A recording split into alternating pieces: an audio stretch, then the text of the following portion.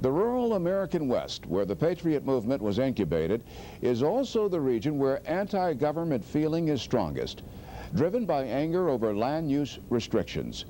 The federal government owns most of the West, as it has since territorial days. Now, anger against the government is escalating into violence, and federal workers are the target. David Lewis reports on the new war in the West. The American West, a land where the myths of pioneers and cowboys still linger over the desolate and beautiful country, where the calm solitude masks a battle raging beneath the quiet surface. Many federal agents in charge of public lands in the West feel under siege. Carson City, Nevada, bombs explode near the office and home of a U.S. Forest Service ranger. I'm sad that someone would express hostility against the work that I do in such a personal and cowardly way. Reno, another bomb blast on the roof of the Bureau of Land Management. Most of that damage was here throughout this entire area. Federal employees feel targeted just for doing their jobs. I was always very, very proud to say I'm a federal employee, but I'm a little more cautious now. Government officials say that threats have increased sharply and have become more violent.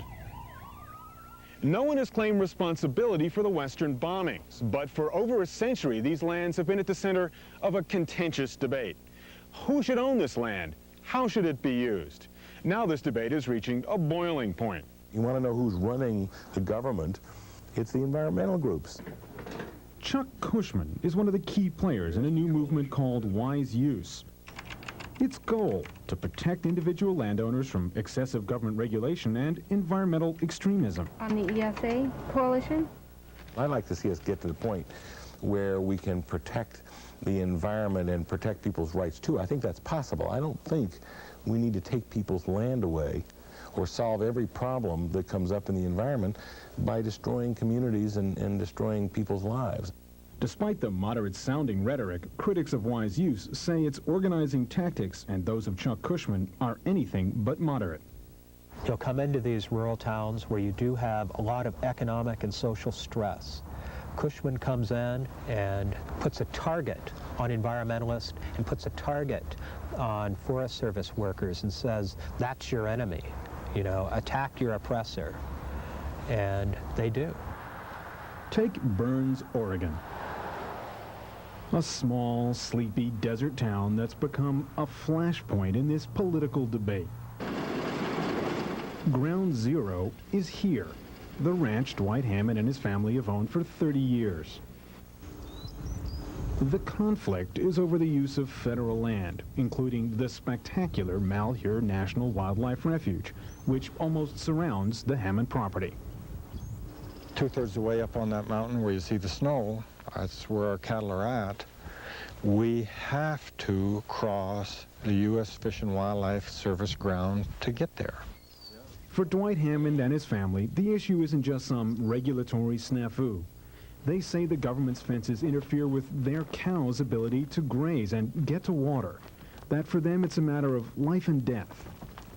It's our livelihood, it's it's everything. It's life itself.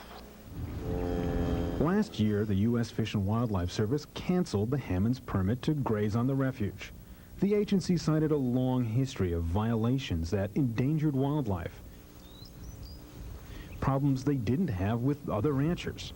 The cancellation provoked a confrontation. It was going to get nasty immediately. The Hammonds placed this piece of farm equipment in the way of a new fence the government was building. And when they said that they were going to arrest me if I didn't move, I said, well, arrest me. Hammond was arrested, handcuffed, and taken away. He and his son Steve now face federal criminal charges for their actions that day. Hammond says he had to make a stand if his ranch was to survive.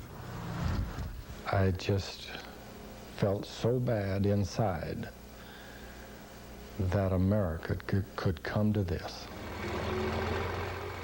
Hammond has become a virtual martyr to many in the land rights movement.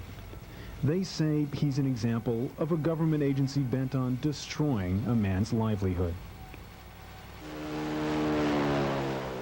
But on the government side of the showdown, the Hammonds are no heroes. They were very threatening towards me and towards my staff. They said they'd wrap a chain around my neck. Forrest Cameron is the refuge manager who runs the federal land next door. I don't want to use the words that he said, but basically he would kill us. Are they lying when they say that there have been threats? Well, I would just say it's their perception of what was said. I've said that I was willing to die.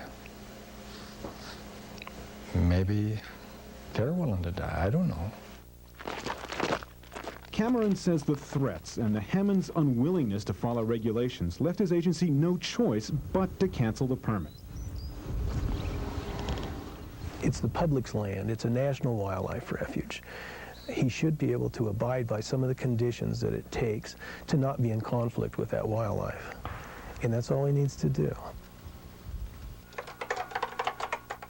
After Dwight Hammond's arrest, his wife Susie sought out wise use activist Chuck Cushman. He came to Burns and held a rally. It's a backlash against heavy-handed regulation and intimidation by federal land agencies. I put signs up on the wall with the names of each of the officers that were involved. It was called the Wall of Shame. I'm going to read the list of the officials. And Cushman handed out a flyer that had the home phone numbers of the Fish and Wildlife Service employees. Now, we've listed the home phones. I'm not suggesting that you call and harass these people, but these are out of the phone book. These are nothing private. A lot of them left immediately, got on the phone and started using those numbers and calling and threatening people on that list. Cameron's wife, Lynn, was at home when the phone began to ring. She was told to get out of town if she valued the lives of her kids. A caller said, "We know where your children are." Have you seen this? She really felt like her safety was in jeopardy, and all I could do was just advise her just to leave, just as quick as she could, take the family and leave. Forrest Cameron holds Chuck Cushman responsible for creating the climate of violence. He put together the list of phone numbers, including our home phone number, and it worked. There were threats. We only have their word to say for it, and up to this point, their record isn't too strong on telling the truth. But what if it did happen? I mean, how does that make you feel? Shameful. It's terrible. But it's all out of the phone book. No, I didn't. No, I made it clear that this was not supposed to be used in an inappropriate way. The conflict here in America's rural West may signal a larger reality, a growing alienation among those once merely frustrated with the federal government. An alienation that could breed more extremism and danger in its wake. A year after the arrest and the rally, Burns appears calm again, and at least one side hopes to find a way to resolve the conflict. What I would like to have happen is to have them come to the realization that it's no longer time just to, if you disagree with something, go take the law into your own hands. It's time to sit down and work things out.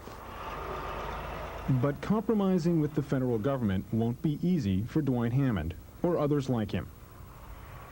We're not going to be knocked out of the way, you know.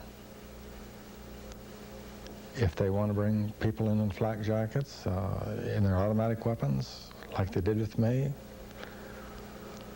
come on.